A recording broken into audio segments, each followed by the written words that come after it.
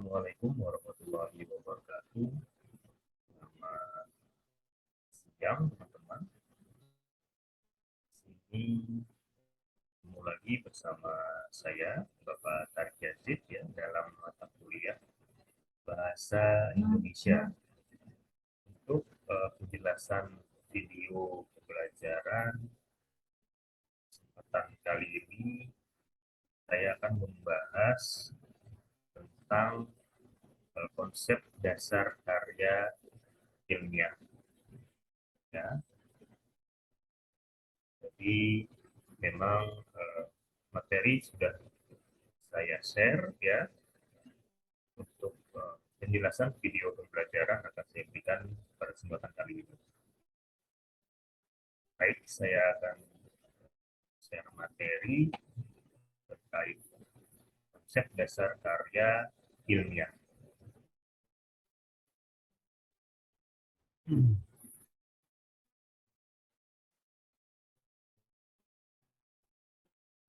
Ada penjelasan ya, penjelasan terkait definisi dari karya ilmiah. Jadi karya ilmiah merupakan karya tulis yang isinya usaha untuk memaparkan suatu pembahasan secara ilmiah yang dilakukan oleh penulis atau peneliti. Jadi apa sih bedanya dengan karya tulis biasa ataupun diksi-diksi, ya, frasa-frasa atau kalimat-kalimat atau karya tulis yang sifatnya tidak ilmiah. Perbedaannya adalah memang dalam karya ilmiah ini tulisan-tulisan yang dipaparkan ya itu terkait atau membahas pembahasan yang ilmiah gitu ya, yang dilakukan oleh penulis atau peneliti.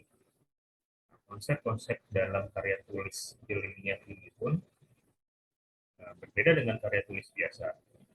Karya tulis ilmiah berdasarkan saintis ya, jadi ada unsur-unsur dari teori-teori teoretikalnya ada, lalu pembahasan dari metodologi penelitiannya itu ada, lalu terkait hasil dari penelitiannya itu seperti apa. Jadi itu yang membedakan karya ilmiah dengan karya tulis lainnya. Nah, menurut Jones, karangan ilmiah ini ditujukan kepada masyarakat tertentu, ya, lalu ditujukan kepada masyarakat umum. Hasil dari karya ilmiah ini ya, istilahnya dapat dikonsumsi oleh masyarakat tertentu atau profesional dan kepada masyarakat umum.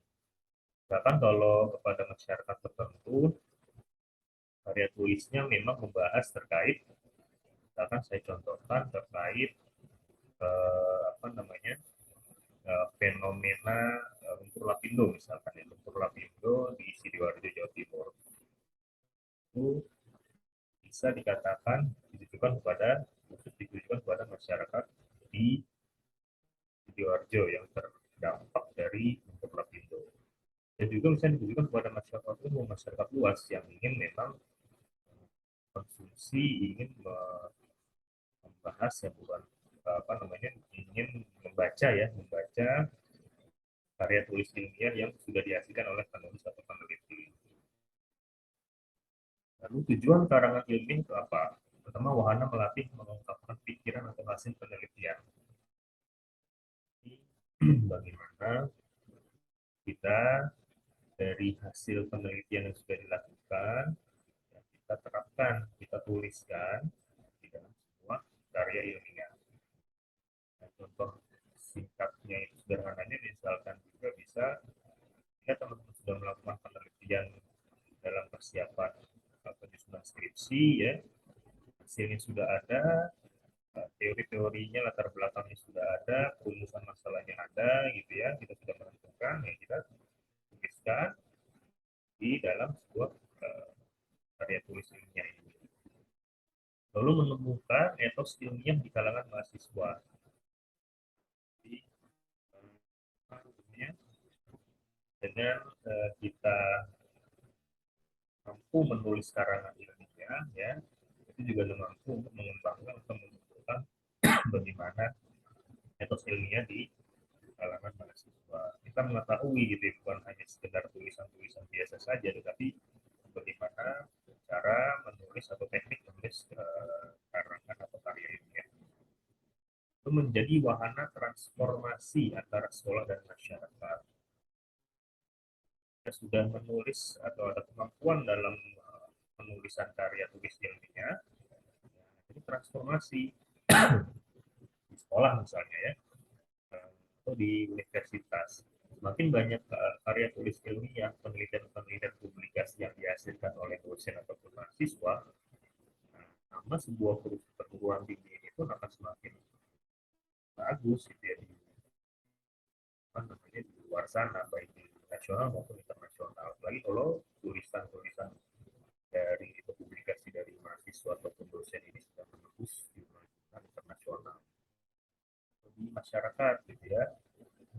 Itu juga bisa menjadikan transformasi ya, terutama dari masyarakat itu sendiri. Lalu membuktikan potensi dan wawasan ilmiah mahasiswa dalam bermasyarakat. Dan dengan kita menulis karya tulis ilmiah dan terjun langsung gitu ya, melakukan penelitian di masyarakat ya, ini bisa memperbesar apa namanya potensi-potensi atau wawasan ilmiah dari mahasiswa. Lalu melatih keterampilan dasar untuk melakukan penelitian. Ya, karya tulis ilmiah ini pastinya kita akan melakukan terjun langsung ke lapangan ya, dengan melakukan penelitian. Nah, kita jadi terampil gitu ya dalam hal melakukan penelitian. Contoh sederhananya, misalkan kalau kita sudah mau, sudah ingin tulis karya tulis ilmiah gitu ya, dari tadinya kita tidak atau belum mampu dalam susun gitu ya, judul misalnya judul, perumusan masalah, kita masih bingung gitu ya, latar belakang masalah itu apa gitu ya. Kita melatih diri kita dalam hal penelitian. Lalu slide selanjutnya di sini ciri-ciri karya ilmiah. Harus tepat dan tunggal makna, tidak memang nalar atau membuang makna. Ya, ini terkait tema misalkan kita ingin meneliti PR atau humas di sebuah perusahaan gitu ya. Ini harus sama maknanya ya, berarti kita meneliti PR atau humasnya.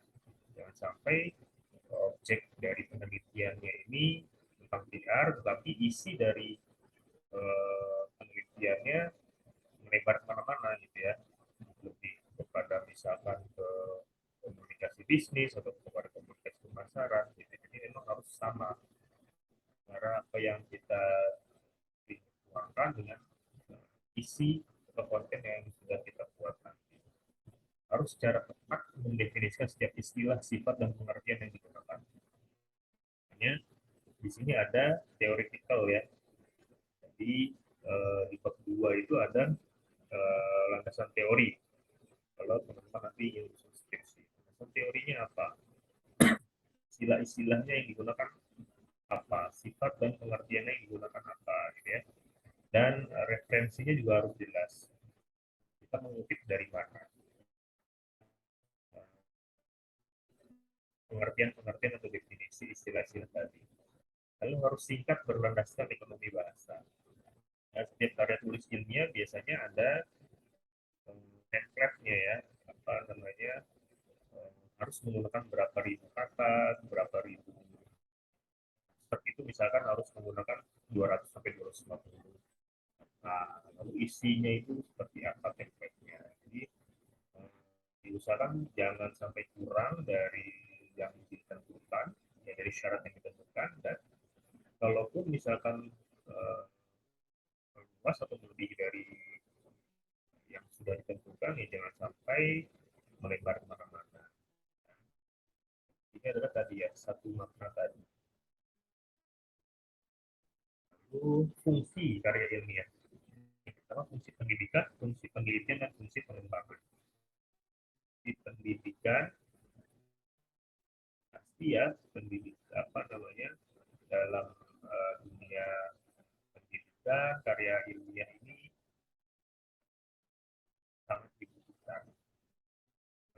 bagaimana apa namanya sebuah hasil dari penelitian ini kita buat dalam bentuk karya ilmiah. Lalu fungsi penelitian jelas, ya. Jika kita melakukan penelitian, ya, kita tuangkan dalam karya tulis ilmiah. Fungsi pengembangan, ya tadi pengembangan masyarakat, gitu ya, pengembangan sekolah ataupun pengembangan pribadi. Nah, kita sering misalkan makin sering kita menulis, makin berkembang gitu ya kita dalam hal scientific science-nya ini. Jadi lebih berkembang. Tujuan penulisan karya ilmiah yang memecahkan masalah tertentu. Yang pertama, memecahkan masalah tertentu. Sudah saya sampaikan bahwa setiap manusia ini pasti memiliki masalah. Kita sebagai seorang manusia memiliki masalah. Bisa dikatakan kita sebagai seorang peneliti karena masalah dan kita tahu cara memecahkan masalah itu. Itu dengan karya tulis ilmiah ya, ada latar belakang, ada perumusan masalah, dan bagaimana pembahasan dan penyelesaian masalahnya itu seperti apa. Lalu yang kedua mencapai tujuan manusia tertentu. Tujuannya apa dari penulisan karya tulis ilmiah ini? Apakah untuk mengetahui misalkan terkait dengan efektivitas eh, pembelajaran daring ketika masa pandemi. Jadi untuk mengetahui tingkat efektivitas ya pembelajaran daring di sekolah mana. Tujuannya jelas dari penelitian ini. Lalu menambah ilmu pengetahuan dan konsep pengetahuan. Ya, menambah ilmu pengetahuan dengan kita menulis karya tulis intinya ya istilah-istilah tadi ya definisi-definisi yang kita ingin sampaikan gitu ya teoretikalnya apa ya itu sangat ilmu pengetahuan kita sendiri ya. Meskipun dengan orang lain dengan membaca karya tulis ilmiah yang kita buat misalnya itu menambah juga ilmu pengetahuan dan konsep pengetahuan. Nanti kemampuan menulis ilmiah ini pasti bagaimana kita mampu menulis karya tulis ilmiah dan melatih kemampuan berpikir ilmiah. Semua hal terkait penulisan karya tulis ilmiah ini ya akan nanti kemampuan berpikir kita juga. Contoh misalkan ketika menyambungkan atau menghubungkan kalimat satu dengan kalimat lainnya gitu ya di dalam latar belakang contohnya.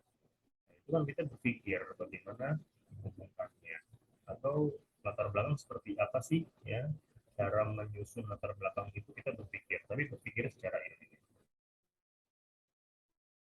Lalu bahasa karya tulis ilmiah bahasanya adalah baku ya struktur bahasa yang digunakan sesuai dengan kaidah bahasa Indonesia baku baik mengenai struktur kalimat maupun kata dan juga pemilihan kata atau istilah dan penulisan sesuai dengan kaidah ejaan. Oke, lalu denotatif ya, kata yang digunakan dipilih sesuai dengan arti sebenarnya dan tidak bermakna ganda. Jadi makalah ini bertujuan untuk memberikan penerangan yang memadai bagi masyarakat Indonesia. Kalimat di atas sudah jelas karena kata penerangan mengandung makna ganda yaitu informasi atau listrik. Nah, di sini kata penerangannya, jadi dia bermakna ganda.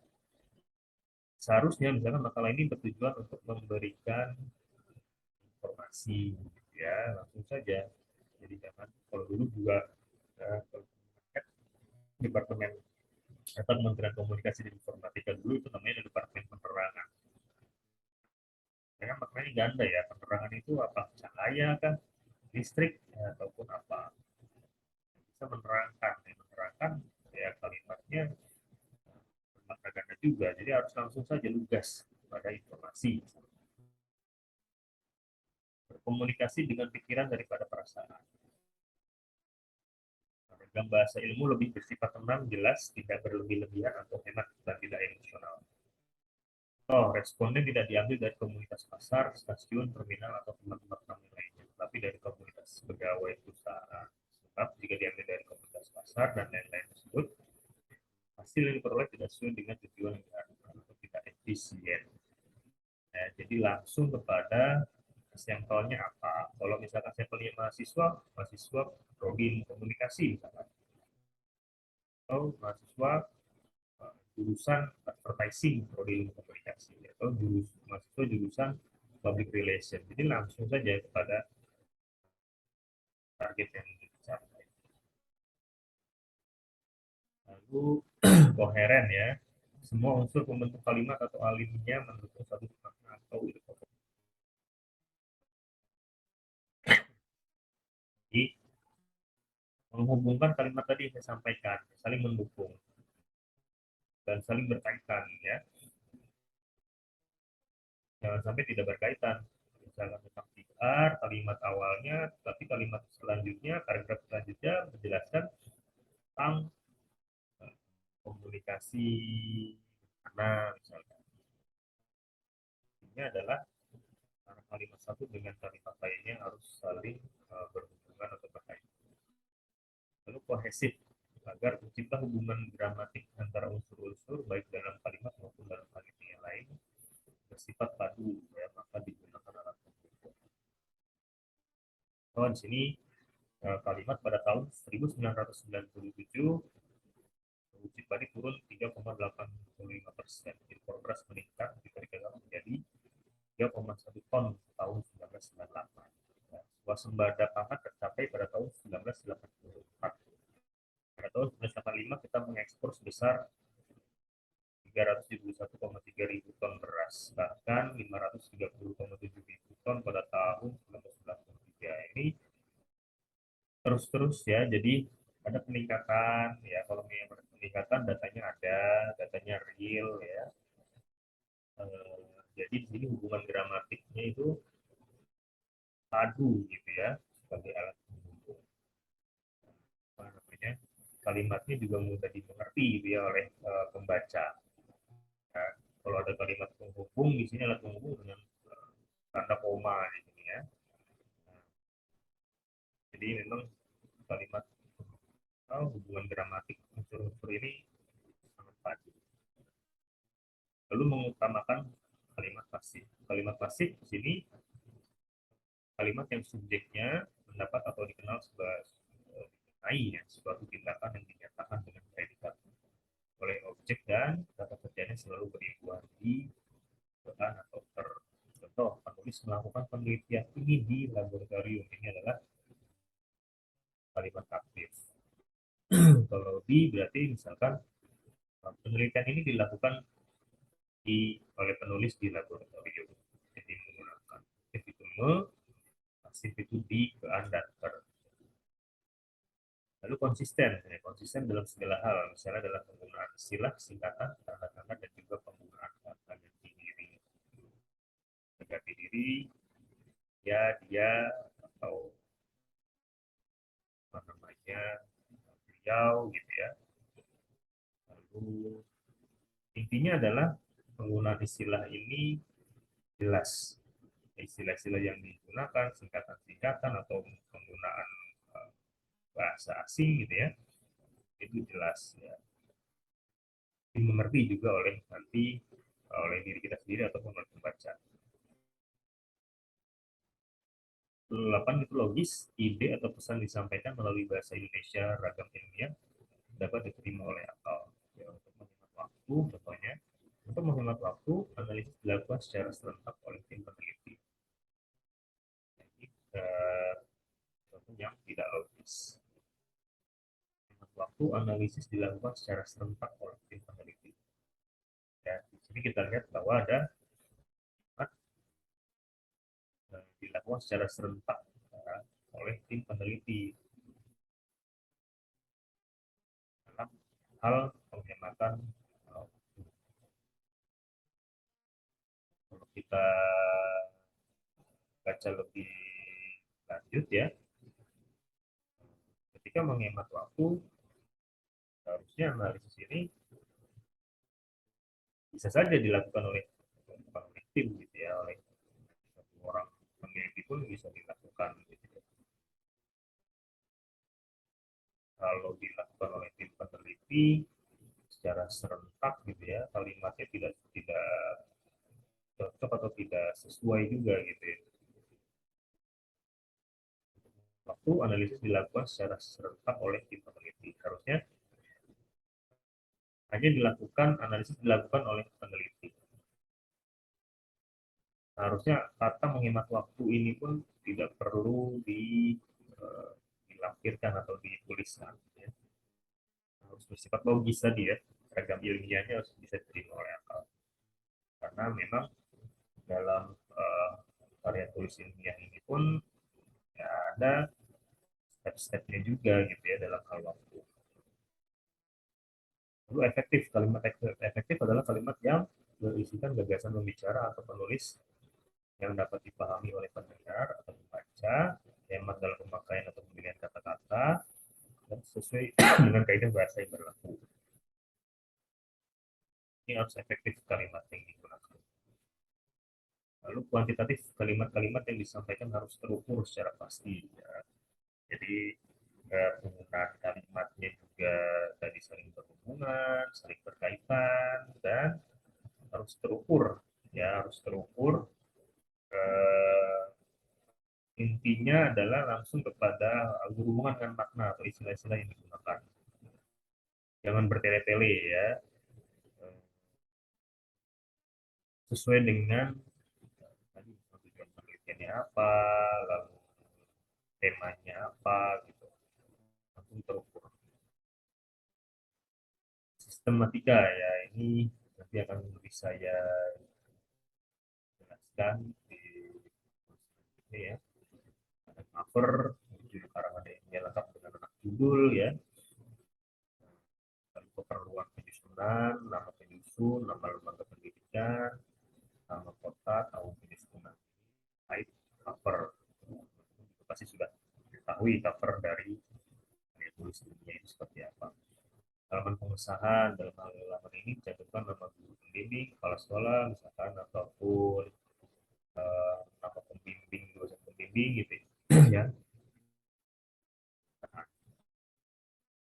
Kata pengantar, ya, pengantar buat untuk memberikan gambaran umum ya, pada pembaca tentang penulisan karangan ilmiah. Ini kata pengantar hendaknya singkat tapi jelas.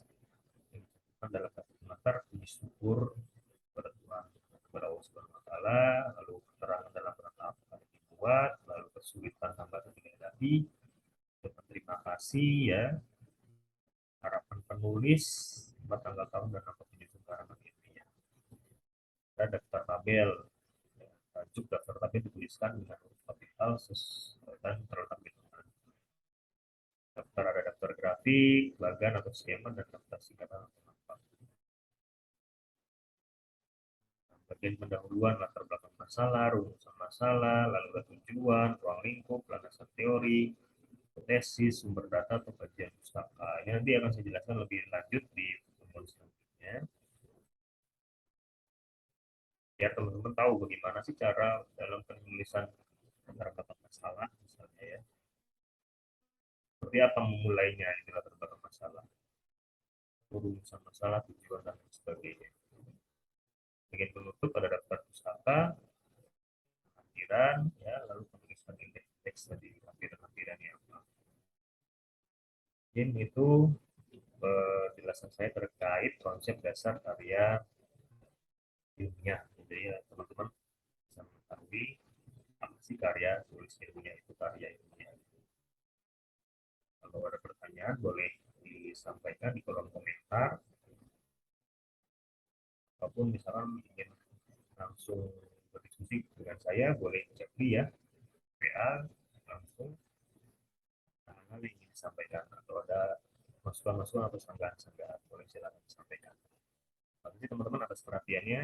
Saya Eri. Wassalamualaikum warahmatullahi wabarakatuh.